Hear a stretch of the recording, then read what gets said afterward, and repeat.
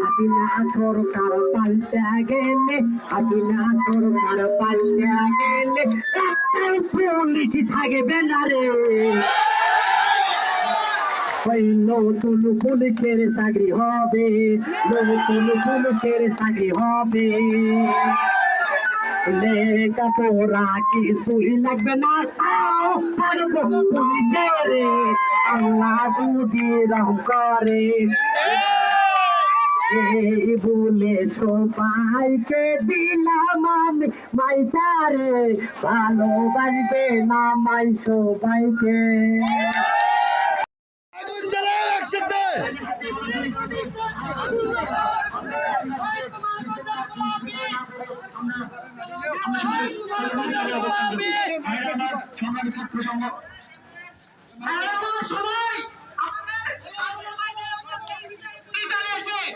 এই কি হয়